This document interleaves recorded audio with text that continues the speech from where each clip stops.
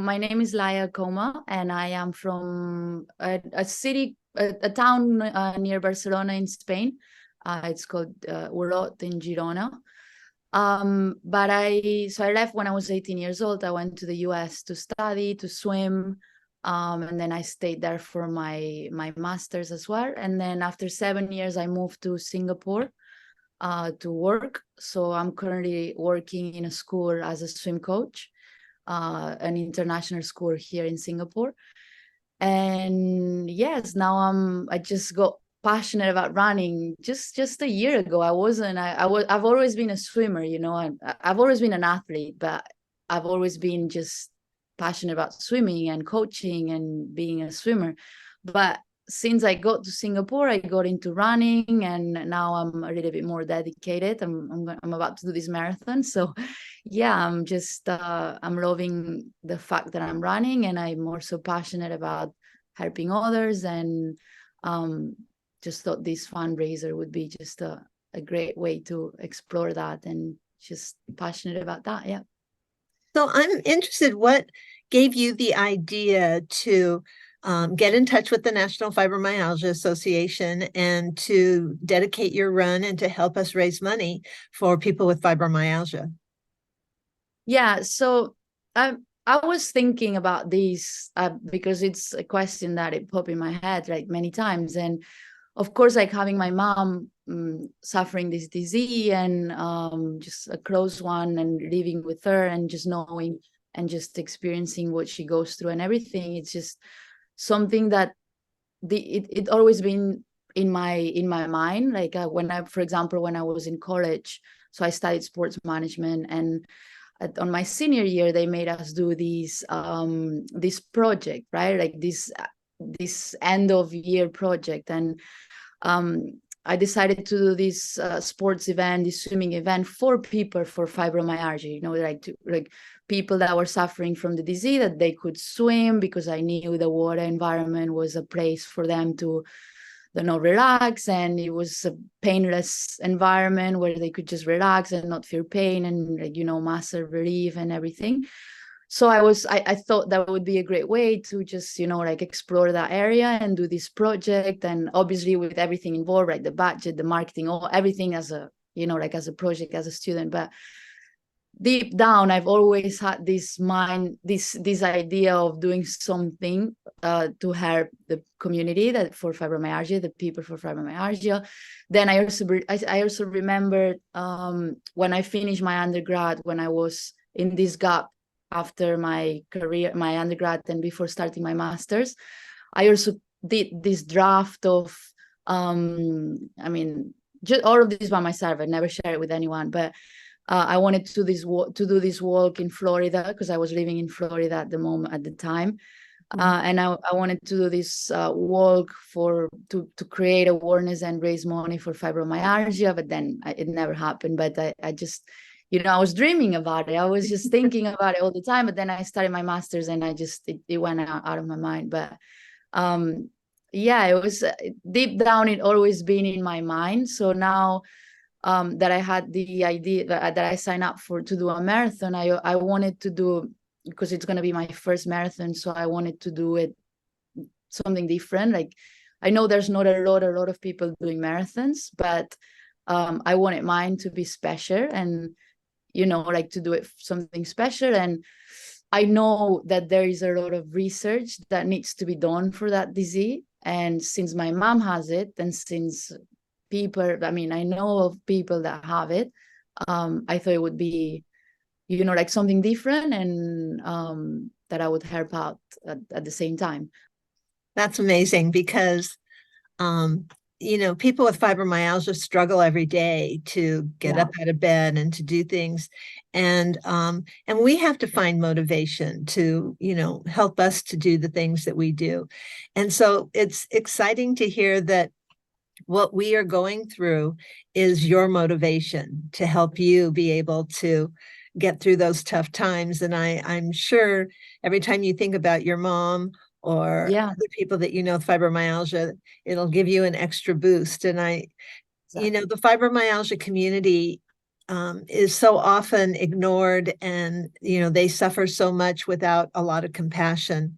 And so I want to thank you for being compassionate and for understanding that we do deserve the attention and we do deserve the help that we are going to get because of the money we've raised to be able to support research, but also to show that we can be a inspiration and a motivator for someone like you who doesn't have the illness. And I don't think people with fibromyalgia give themselves enough credit sometimes. So I really appreciate you saying that, and that our struggles are motivation for you to get through your struggles. So it's exciting to see you do this. I want to talk to you about your mom, and I'm curious to know a little bit about her, what you know about her experience with fibromyalgia, and how that's affected you. Yeah.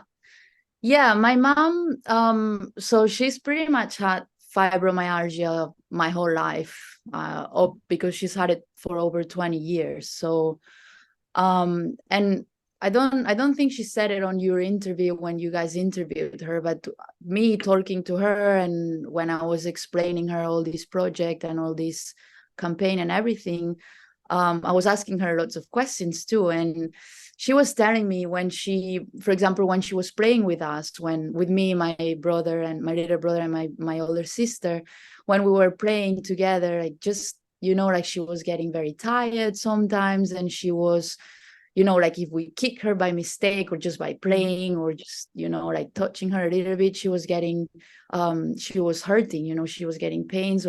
So that's when she started to realize that, like she started to go to the doctors weren't really helpful at the time. Like as you said, like they weren't believing her. She had to go through different treatments or different diagnoses that were not fibromyalgia at the time, but finally they figured it out. And then but yeah, she's a very, very strong person, not because it's my mom obviously, but that's one of the things I admire her the most, because she never really in front of us, like she doesn't really show us her pain. Like of course we see her when I don't live with her, like I don't see her daily. But of course I talk to her, and I lived with her when I was in Spain, and when I go for Christmas or summer. She doesn't show us, but we do see her tired, especially as she grows older. We see her tired. She goes to sleep very early. Sometimes if we hold her hands, like she's hurting. So like these little things that you realize, but she doesn't tell us and she doesn't show us, and she's very, very strong in that sense. And just like the things that she had to go through over the past, of people not believing her and stuff like that, it's just like very admiring. And like all the values I feel like, and these things that I'm doing, for example, this fundraiser is just like something that she's put me on it, like she's that I got from her, or my values and the person who I am today. It sounds very, very cliche, but it is wonderful. We talk to a lot of people with fibromyalgia, and what we hear from them is, no one believes that my pain is real, so I start to believe that it's not real. And I recently was doing a Zoom meeting with a whole group of people with fibromyalgia, and I said, our pain is real. And we had 3 people in tears. And I thought, how sad that just to be able to give them that confirmation. Why would you have to have that when you're suffering? People should accept, the fact that we are suffering, and that there is a need for a lot more research to be able to make things better for us. And I think that, for 27 years, I've been working on building awareness, and it still is something that needs so much more help. And so for you to do a marathon, I can't even imagine. I remember when I used to get up out of bed and walk to my mailbox and back, and I was so proud of myself for just doing that. So yeah, as you say, like there's little things or things in the back that people don't see. Like my mom had to change jobs, like she had to quit one of her job that she was doing, and now she's just in a reception, like, you know, like she's not doing any effort.